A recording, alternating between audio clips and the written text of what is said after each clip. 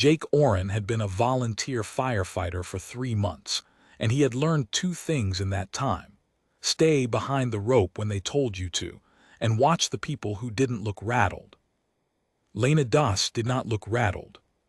She stood at the edge of the perimeter tape on Merritt Street with her trauma bag at her feet, and her eyes moving across the ruin of the Caldwell Junction flood, the same way Jake imagined a surveyor might look at land, measuring, parsing, deciding. The Ferris house had folded at its foundation when the water came through at 4 in the morning. The first floor was now where the basement had been. What was left standing was a single wall of the second story, leaning at an angle that made Jake's stomach pull. Somewhere inside, 3 members of the Ferris family were trapped in the pocket the basement had formed when the house came down on top of it.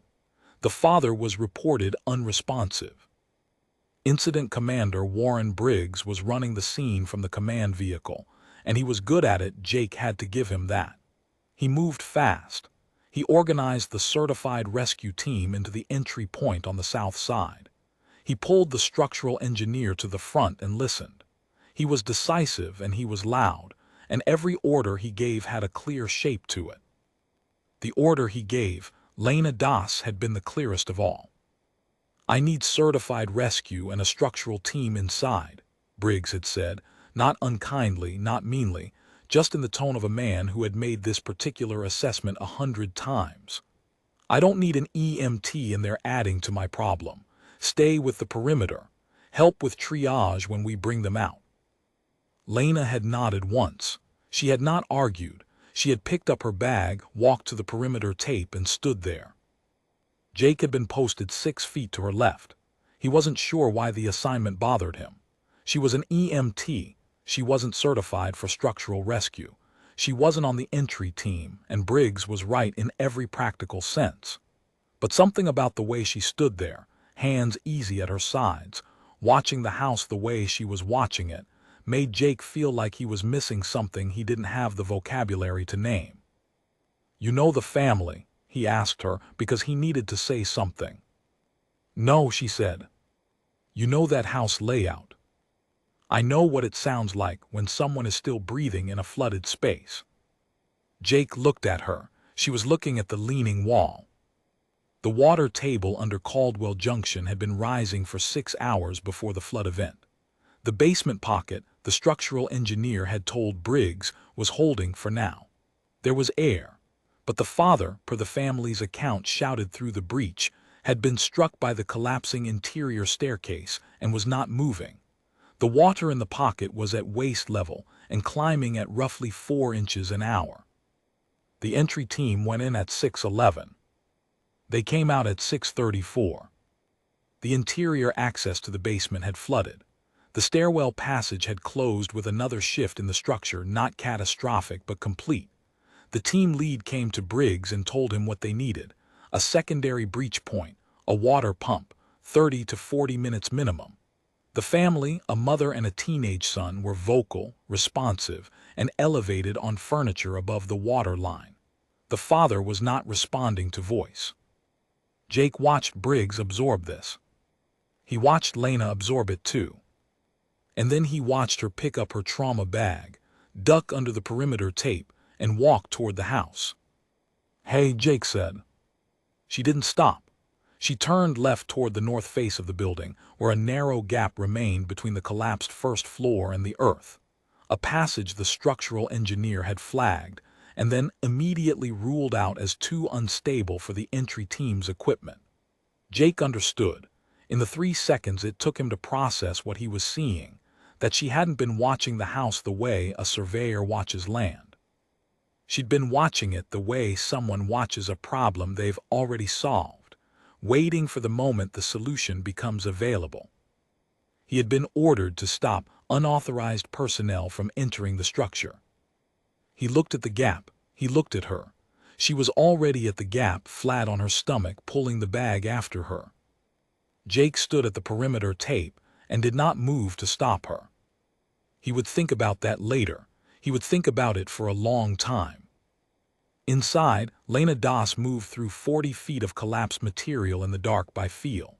She had done it before in places that were actively trying to kill her, and the calculus was the same: slow hands, listen for the give in the material, move when the structure gives you permission and not before. The water was cold, and at her chest by the time she reached the basement pocket. She could hear the mother before she could see her. A woman's voice, steady but thinned out, talking to her son, keeping him talking, the way someone talks when they know that talking is the whole job right now. Lena came through the gap above the water line and dropped her bag onto the chest of drawers the mother and son were standing on. "I'm Lena," she said. "I'm a medic. I need the father." He was on the far side of the pocket, draped across a section of collapsed shelving that had kept his head above the water. The mother had been watching him. She had done everything right. She'd kept him elevated. She hadn't moved his spine. She'd been speaking to him. He hadn't responded in 40 minutes. Lena got to him and her hands went to work without any particular urgency, which was itself a kind of information to anyone watching who knew what to look for. She was not hurrying because hurrying was not the tool. Her hands found his neck, his chest, his airway in the dark by training and not by luck, and what those hands told her was this: tension pneumothorax, left side. The collapsed lung was pushing. His blood pressure was crashing. He had minutes. She unzipped the trauma bag. The mother started to say something. "Your son's name," Lena said. "Tyler." "Tyler," she said it across the water to the boy. "I need you to hold the flashlight on my left hand. Don't move it. Can you do that?" "Yes, ma'am." "Good man." What she did over the next 11 minutes would have looked like controlled, deliberate work to anyone who understood what they were seeing, and like something out of a field surgery manual to anyone who didn't. She needled the chest wall with the precision of someone who had done it in worse conditions, in a wrecked vehicle in the Ravar Pass, in a collapsed fire base with rounds still coming, in places where the only light was what the fire gave you. The air came out in a rush that Tyler flinched at. She heard the lung re-expand. She felt the father's pulse change under her other hand. She was not finished. She found the femoral bleed. The water had hidden and packed it. Applied the tourniquet with the efficient pull of long practice, dressed it in the dark by feel. She started an airway. She talked to the mother the entire time, not to comfort her, but to recruit her, giving her small specific tasks that kept her functioning and bought Lena an extra set of hands. By the time the structure shifted again, a low grinding concussion that sent a new stream of water down through a gap in the ceiling. The father was breathing on his own.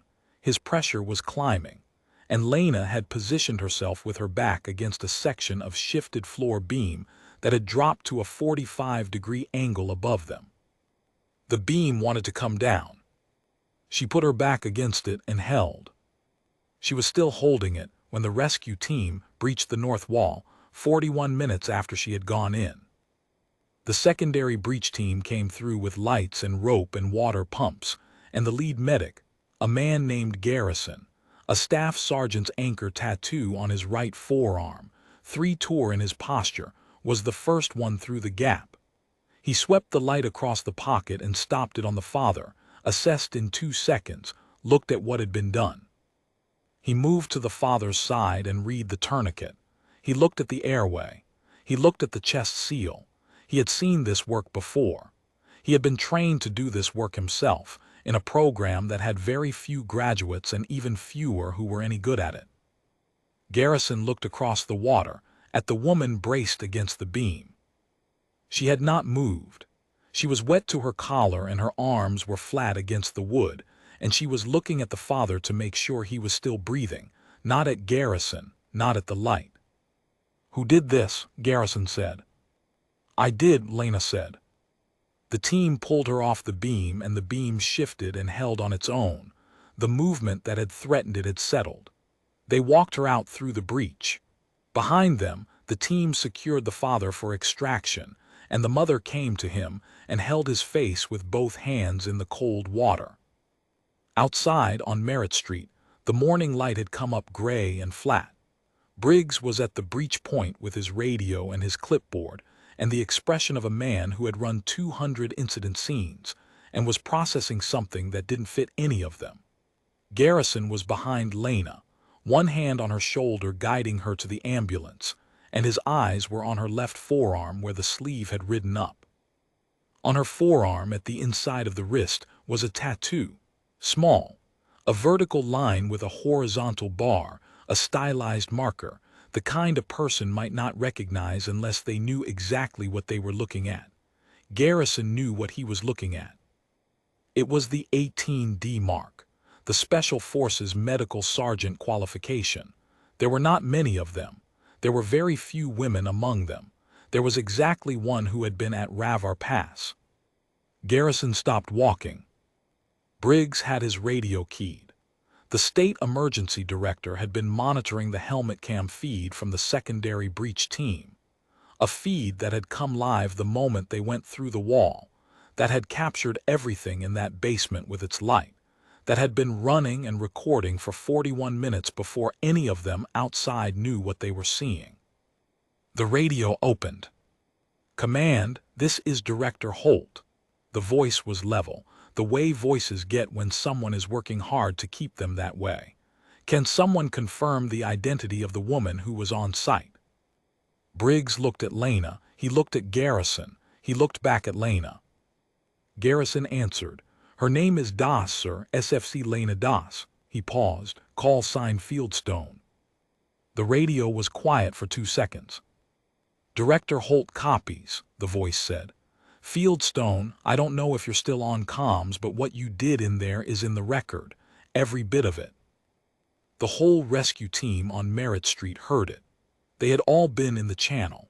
Some of them had been watching the helmet cam feed on the secondary monitor at the command vehicle, and some of them had not, but all of them heard the name, and all of them heard what came after it. Briggs was looking at his clipboard. He set it down on the hood of the command vehicle. He looked at Lena Das standing at the ambulance in wet gear with her bag at her feet, and he could not find his voice, and so he said nothing. There was nothing to say. Garrison put his hand back on her shoulder and walked her the rest of the way to the ambulance. Jake Oren was standing at the perimeter tape where she had left him. He had not moved in 41 minutes.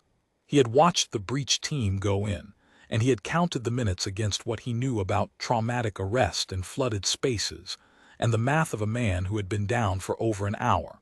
And every minute he had believed less in the math and more in the woman who had looked at the house and already known the answer.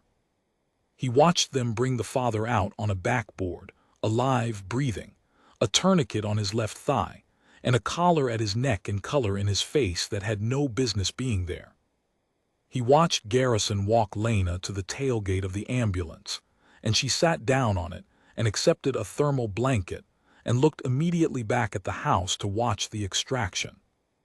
Jake had a lot of things he wanted to understand, and he was 22 years old and 3 months into a job that was still teaching him what questions to ask. He stood at his post with the perimeter tape in his hand and watched Fieldstone watch the house, and he understood that what he had almost stopped, and what he had been assigned to prevent, was the only reason the man on that backboard was breathing. He made a note to himself, quiet and permanent, about what it cost to assume you already knew who was standing in front of you. He kept that note for the rest of his life.